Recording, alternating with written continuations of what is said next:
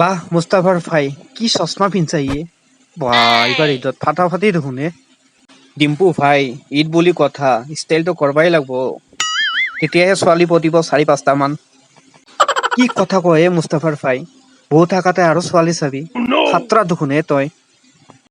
ডিম্পু ভাই ঈদ বুলি কথা খাতৰাটো হ'বই লাগিব ন দে হ'ব দে এতিয়া আৰফিনৰ লগত অলপ কথা কওঁ আৰফিন তুমি মোক ঈদ খাবলৈ মাতা নাই যে এইবাৰ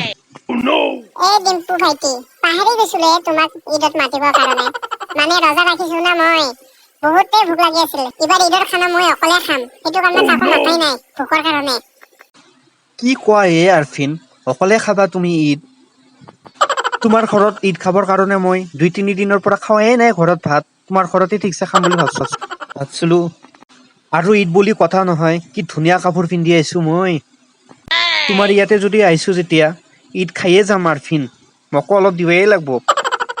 কি খুকুৱাই ডিম্পু ভাইটি মই খাম বুলি ভাবছিলো ঈদ ভালকে মানে খাইয়ে যাব হ'ব দে আৰু ঈদ খাব যেতিয়া আহিছে দিম আৰু অলপ আৰফিনৰ ঘৰত ঈদ খাই কেনে মুস্তাফাৰৰ ঘৰত যাব লাগিব ঈদ খাবৰ কাৰণে মই ইয়াৰ পৰা পলাই ভাল হ'ব ঈদৰ খানা চানাটো বনোৱা নাই এনেও আৰু ষ্টাইলত চশমা মাৰি আহিছিলো ভাবছো যে বহুত বস্তু বনাইছে নেকি সোনকালকে পলাই ভাল হ'ব নহ'লে লাজে খাব লাগব সমূহ অসমবাসী আপোনালোকক সকলোকে ঈদ মুবাৰক ভিডিঅ'টো চাই যদি ভাল লাগিছে এটা লাইক কৰি দিব